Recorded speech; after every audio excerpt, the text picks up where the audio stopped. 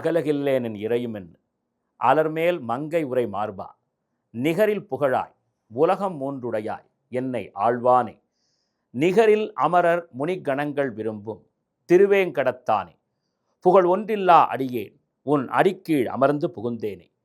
அன்பார்ந்த தமிழலை ஆன்மீகம் நேயர்களுக்கு அடியேனுடைய சிரம் தாழ்ந்த நமஸ்காரங்கள்.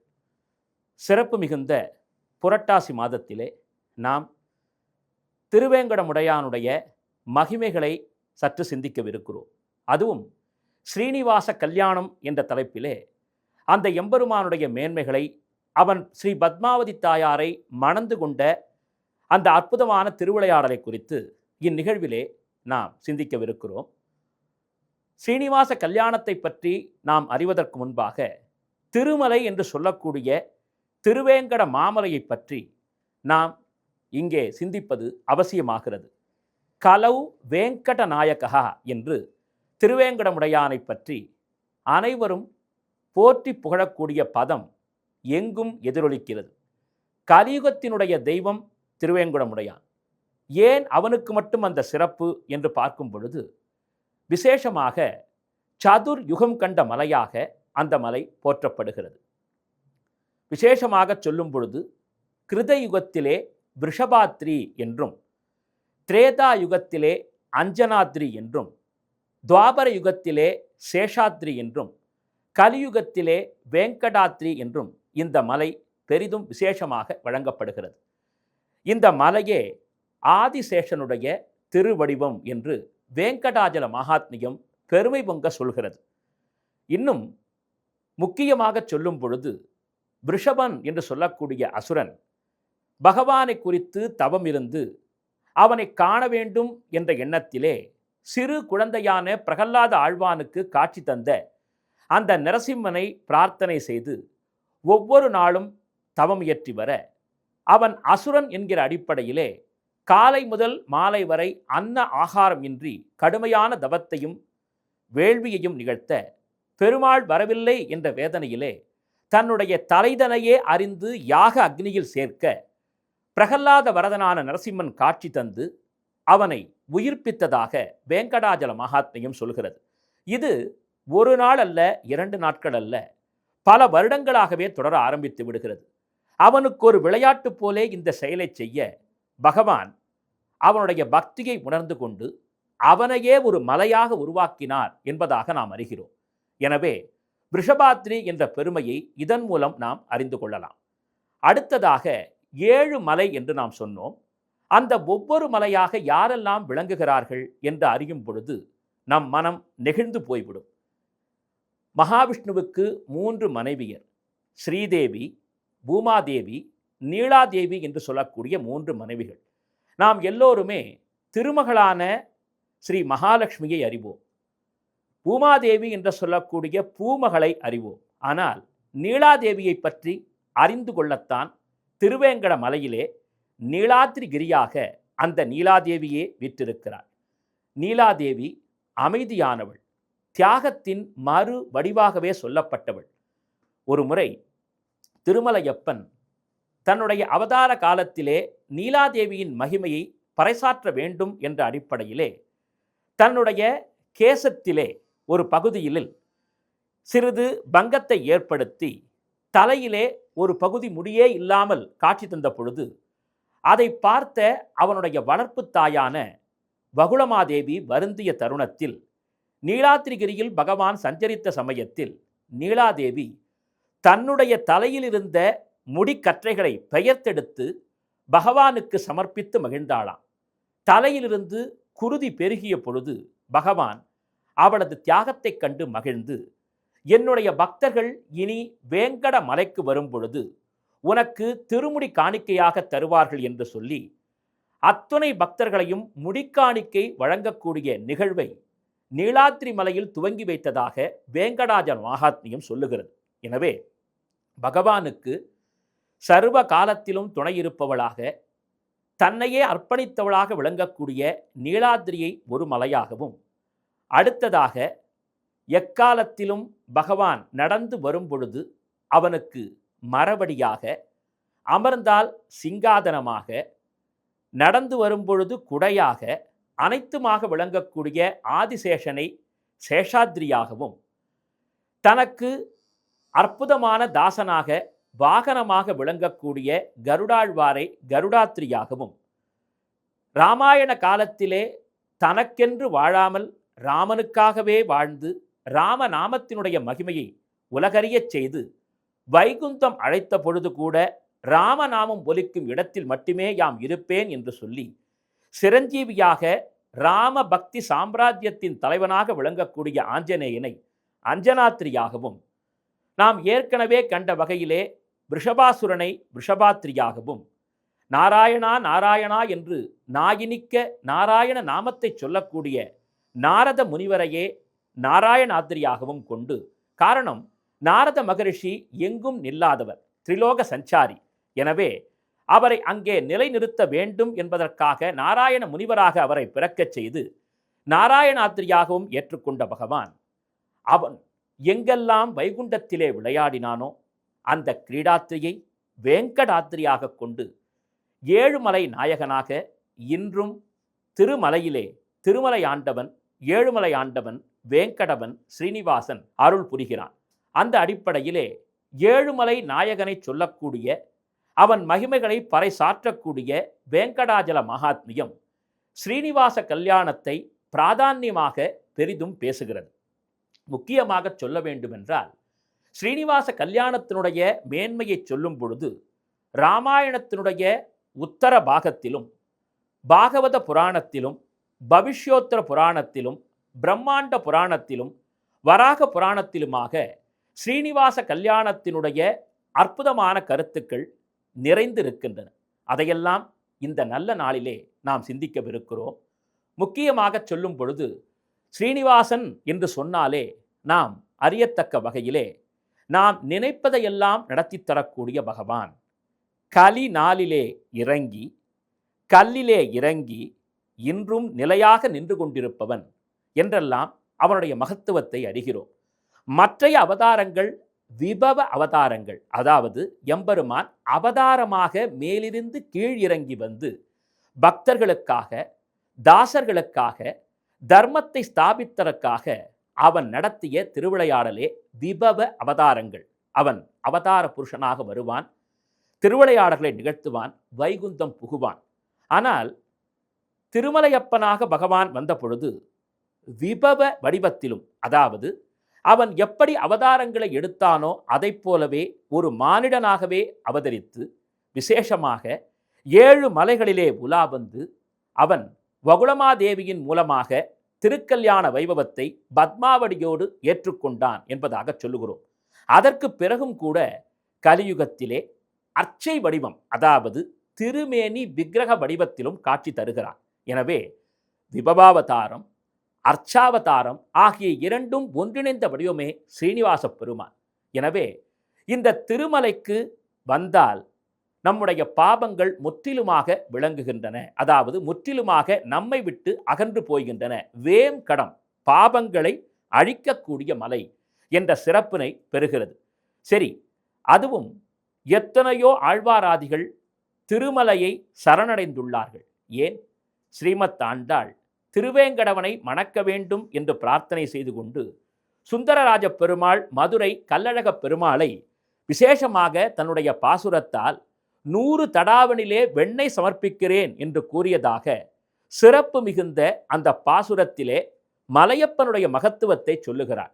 இவ்வாறாக சர்வாந்தர்யாமியாக விளங்கக்கூடிய அந்த எம்பெருமான் திருமலைக்கு ஏன் வந்தார், அதனுடைய காரணங்கள் என்ன என்று பார்க்கும் பொழுது பக்தர்களுக்காக மட்டும் பகவான் வரவில்லை, ஒரே ஒரு மகா பக்திக்காக திருமலையிலே வந்து சேர்ந்தான் என்பதாக வேங்கடாஜல மகாத்மியம் மிகச்சிறப்பாக சொல்லுகிறது.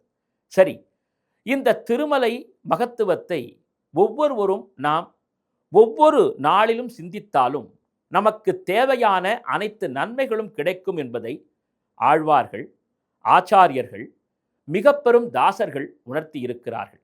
சரி, இந்த திருமலை நமது பூர்வாச்சாரியர்கள் என்று சொல்லக்கூடிய அத்வைத மகாச்சாரியராக விளங்கிய ஸ்ரீ ஆதிசங்கர பகவத் பாதாளோடு தொடர்பு கொண்டது.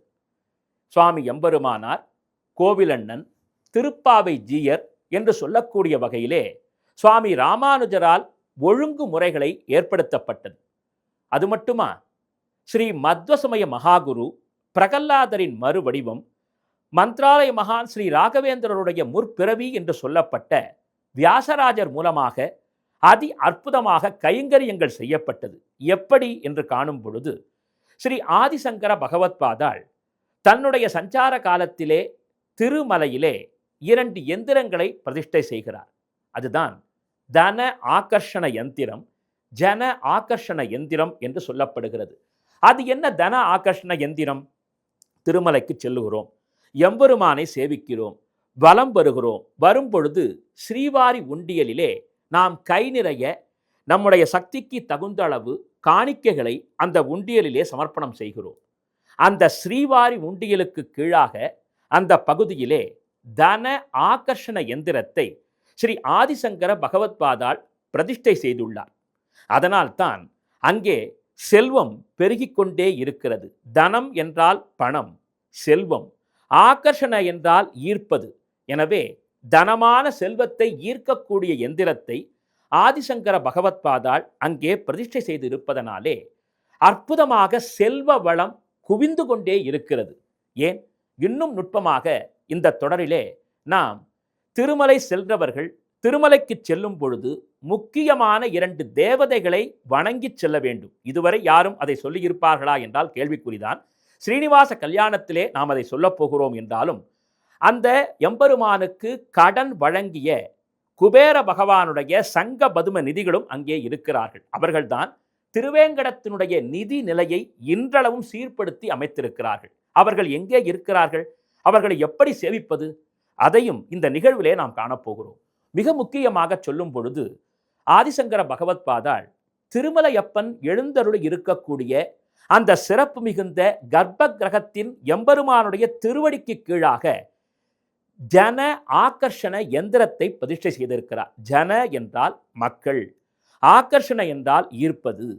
மக்களை ஈர்க்கக்கூடிய வகையிலே ஜன ஆகர்ஷண எந்திரத்தை ஸ்ரீ ஆதிசங்கர பகவத்பாதாள் எம்பெருமானுடைய திருவடிக்கு கீழாக பிரதிஷ்டை செய்திருப்பதனால்தான் எம்பெருமானை காணும் பொழுது அவனை மீண்டும் காண வேண்டும், மீண்டும் மீண்டும் காண வேண்டும் என்ற பக்தி சிந்தை நம்முள்ளே எழுகிறது. தாயை பார்த்த ஒரு சேயைப் போல் நாம் அவனையே நினைத்து கொண்டிருக்கிறோம் என்றால் ஆதிசங்கரனுடைய கைங்கரியம் என்றே சொல்ல வேண்டும்.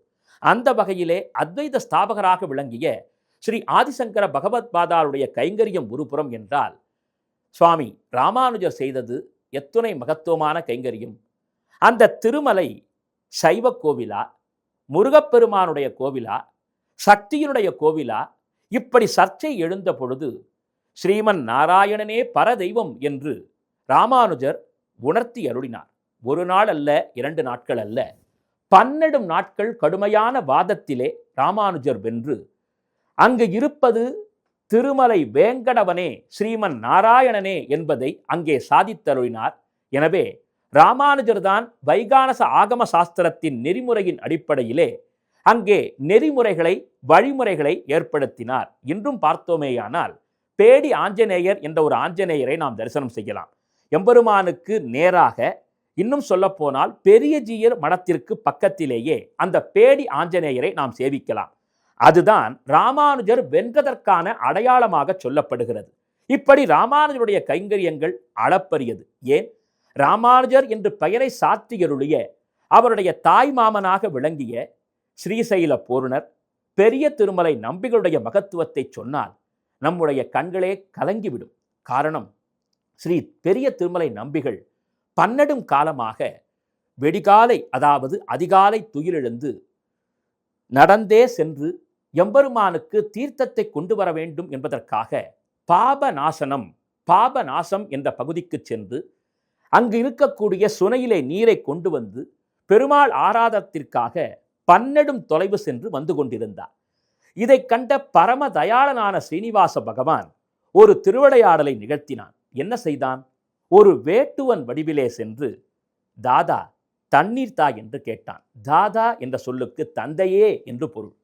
திருவேங்கடமுடையான் தான் வேடன் உருவிலே வந்திருக்கிறான் என்பதை உணராத பெரிய திருமலை நம்பிகள் ஆழ்வாராதிகளுடைய அற்புதமான பாசுரங்களை சேவித்துக் கொண்டே செல்ல தன்னுடைய முகக்குறிப்பால் உமக்கு தண்ணீர் தர இயலாது என்று சொல்லி வேங்கடவனை சிந்தித்த வண்ணம் நடக்க, கபட நாடக சூத்திரதாரியான ஸ்ரீனிவாச பகவான் தன் வில்லிலே ஒரு நாணை பொருத்தி அம்பாக எய்ய, அந்த அம்பு அவர் கொண்டு சென்று கொண்டிருந்த குடத்தை துளைக்க, நீர் பெருக, பகவான் அந்த நீரை குடிக்க, நடந்ததை அறிந்து கொண்ட ஸ்ரீசைல பூரணரான திருமலை நம்பிகள் ஏன் இவ்வாறு செய்தீர் என்று கேட்க, ஸ்ரீசைல பூரணரே, தேவரீர் பாபநாசம் சென்று எமக்காக நீர் எடுத்து வருவதைக் கண்டு யாம் வருந்தினோம்.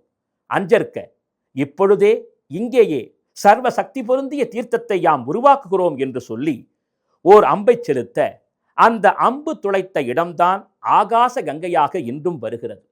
அந்த பகவானே உருவாக்கிய ஆகாச கங்கை தீர்த்தத்திலிருந்துதான் இன்றும் அர்ச்சக சுவாமிகள் அந்த தீர்த்தத்தை ஏழக் பண்ணி கொண்டு வருகிறார்கள். இப்படி திருமலையில் நிகழ்ந்த அற்புதமான திருவிளையாடல்கள் அனைத்தும் திருவேங்கடமுடையானால் நிகழ்த்தப்பட்டவை. எனவே அத்தகைய திருமலை நம்பிகள், பெரிய திருமலை நம்பிகள்தான் நமது இளையாழ்வாருக்கு ராமானுசர் என்று பெயரை சாதித்தருளினார். எனவே அந்த வைஷ்ணவ சம்பிரதாயம் அங்கே நிலை பெற்றிருக்கிறது. காரணம் என்றால் பெரிய திருமலை நம்பிகளுடைய கைங்கரியம் என்றே சொல்ல வேண்டும். அடுத்ததாக மத்வ சமய மகாகுருவாக வியாசராஜ தீர்த்தர் விளங்கிய காலத்திலே ஒரு சில குறிப்பிட்ட காரணங்களால் திருமலை கோவில் சாற்றப்பட்டிருந்த தருணத்திலே அங்கிருந்த அரசர் பிரார்த்தனை செய்து கேட்டுக்கொண்டதற்கிணங்க சுவாமி வியாசராஜர் அங்கே யோக நிலையிலே அமர்ந்து கொண்டு 12 வருடங்கள் கடுமையான தவம் இயற்றி மானசீகமாக அந்த எம்பெருமானை திருவாராதனம் செய்து பகவானை குளிர்வித்து, அதற்கு பிறகு வைகானச ஆகம சாஸ்திரத்தின் அடிப்படையிலே அந்த வழிபாட்டை அற்புதமாக தொடருமாறு செய்தார் என்பதை வியாசராஜருடைய சரித்திரம் தெரிவிக்கிறது. எனவே நாம் அத்வைத, விசிஷ்டாத்வைத, துவைத ஆச்சாரியர்கள் இந்த எம்பெருமானுக்காக செய்திருக்கக்கூடிய மகிமைகளை எல்லாம் காணும் பொழுது இந்த திருமலை எத்துணை மகிமை வாய்ந்தது என்பதை நாம் உணர்ந்து கொள்ள வேண்டும்.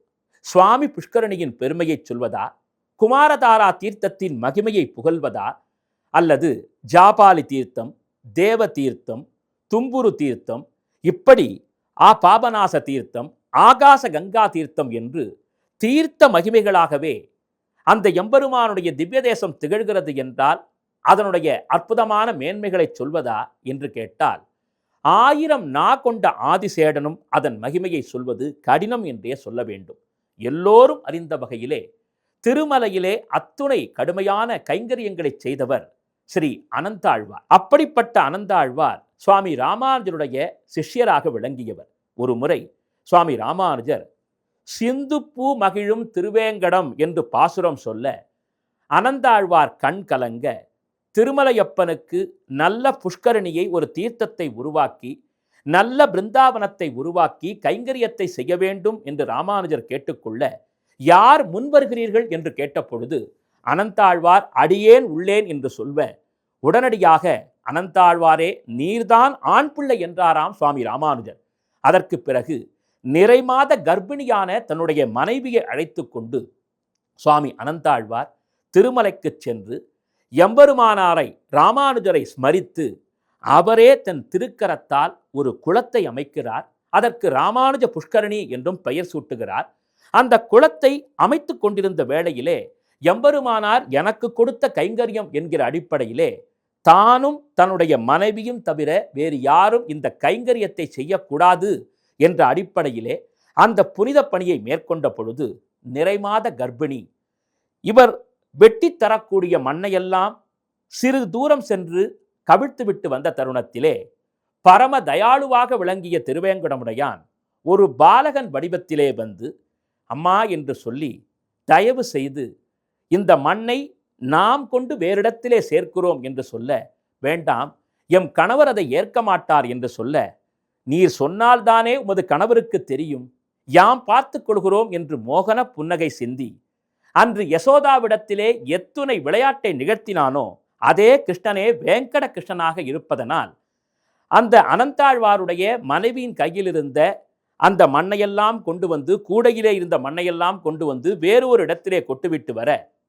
அனந்தாழ்வாருக்கு ஐயம் எழுந்து இது ஏன் இத்துணை வேகமாக நடைபெறுகிறது என்று கேட்டபொழுது ஸ்ரீ அனந்தாழ்வார் அங்கே நடந்த விஷயத்தை தெரிந்து கொண்டு அந்த பாலகனிடத்திலே கடுமையை காண்பிக்க, பாலகன் அவரிடத்திலே விளையாட, கோபம் கொண்ட அனந்தாழ்வார் செய்வதறியாமல் தன் கரத்தில் இருந்த கடப்பாறையை வீச, வேங்கடவனான பகவானுடைய தாடையை அது தாக்க, இரத்தம் மழையாக பொழிய, அந்த சிறுவன் ஓடோடி சென்று திருமலை கர்ப்ப கிரகத்திலே நிற்க, வந்தது ஸ்ரீனிவாசனே என்பதை உணர்ந்த அனந்தாழ்வார் தன் தவறுக்கு வருந்தி எம்பெருமானாராய் நினைத்து பச்சை கற்பூரத்தை சமர்ப்பிக்க, இன்றும் அந்த பச்சை கற்பூரமே பகவானுடைய தாடையிலே, நெற்றியிலே திருமண் காப்பாக, தாடையிலே அற்புதமாக அலங்கரிக்க, திருமலையின் மகத்துவத்தை சொல்லிக்கொண்டே போகலாம். இந்த ஸ்ரீனிவாச கல்யாணத்தின் மூலமாக திருமலையினுடைய மகாத்மியத்தை, பல அற்புதமான சரித்திர விஷயங்களை அறிந்து கொண்டிருக்கக்கூடிய நாம் அடுத்த பகுதியிலே ஸ்ரீனிவாச கல்யாணத்தினுடைய மகிமைகளை மேலும் அறிந்து கொள்வோம்.